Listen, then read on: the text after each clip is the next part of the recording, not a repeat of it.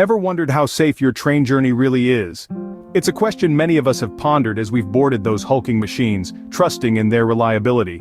Generally, we think of train travel as being rather safe. After all, statistics suggest that incidents are relatively rare compared to other modes of transport. But what happens when things go wrong? When a routine journey morphs into a nightmare?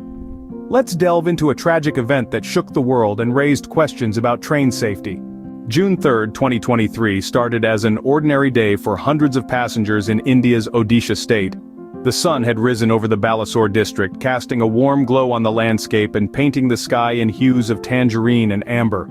The passengers, some quiet, others engaged in soft conversations, were settled comfortably in their seats, lost in their worlds, unaware of the impending disaster. As the passenger train chugged along, the rhythm of the wheels on the track was like a soothing lullaby, lulling some into a light slumber. But then, in a heartbeat, the comforting lullaby turned into a terrifying cacophony. The train derailed, its wheels screeching against the metal rails, the carriages swaying violently before succumbing to gravity. Before the passengers could even comprehend what was happening, an oncoming train, unable to halt its momentum, crashed into the derailed train. The sound was deafening, the impact shattering the morning calm, but the nightmare was not over yet.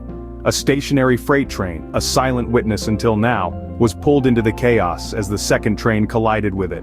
In the blink of an eye, the sequence of events unfolded, turning the tranquil morning into a scene of horror.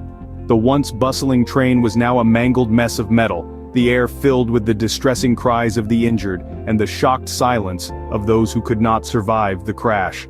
Within moments, the scene transformed into a horrifying spectacle of twisted metal and scattered bodies. The immediate aftermath of the crash was chaotic and heart-wrenching. The Balasore district of India's Odisha state was a scene of utter devastation. Emergency personnel arrived on the scene in droves, their sirens cutting through the heavy silence that had descended. Their task was monumental: to rescue survivors from the wreckage of the three trains. The scene that greeted them was one of crushed and mangled coaches, testament to the horrifying force of the collision. Each coach told a story of the lives it had carried, now abruptly ended or irrevocably changed. Nearly 300 souls were lost that day, with hundreds more nursing injuries of varying degrees. But amidst the wreckage and despair, there were stories of survival.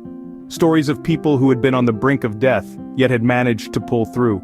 Stories of individuals who, despite their own injuries, had helped others escape the twisted metal and debris. These stories, while heartbreaking, also spoke of resilience and the indomitable human spirit. They were the silver lining in a cloud of tragedy and loss. And yet, as the dust settled and the extent of the catastrophe became clear, it was evident that the aftermath of this crash was going to be felt for a long time to come. The devastation was immense. The human cost, unbearable. The response to the tragedy was swift and wide-ranging. Prime Minister Narendra Modi promptly visited the crash site, bearing witness to the devastation and the human toll of this terrible incident. His presence there, amidst the debris and the mangled coaches, was a solemn testament to the horror of the situation. Subsequently, he visited the hospital where the survivors were recovering, offering words of comfort and assurance to those whose lives were irrevocably changed that fateful day. Public reaction to the tragedy was a mix of shock, grief, and anger. People across the nation mourned the loss of nearly 300 lives and demanded answers. There was a palpable sense of urgency in their calls for better safety measures and stricter adherence to protocols. The tragedy had revealed a gaping hole in the country's railway safety, and the public wanted it addressed. In the aftermath of the crash, the demand for accountability was overwhelming. People wanted to know how such a disaster could occur and what was being done to prevent a recurrence. The crash was not just a tragedy but a wake-up call. So, where do we go from here? It's a question that echoes in our minds, especially after such a disastrous event. It's evident that there's a pressing need for improved safety measures in train travels. We've seen how technology has transformed various sectors, and it's high time we embraced it fully within our railway systems. The incorporation of advanced technologies could help detect issues before they escalate, mitigating the chances of such catastrophic events in the future. But technology is just one piece of the puzzle. Regular maintenance checks of the railway infrastructure are equally crucial. All too often, we've seen how negligence and complacency can lead to deadly accidents. We need to ensure that these checks are not just performed but are thorough and stringent. Let's not forget the human element in all of this. Better training for our railway staff is paramount.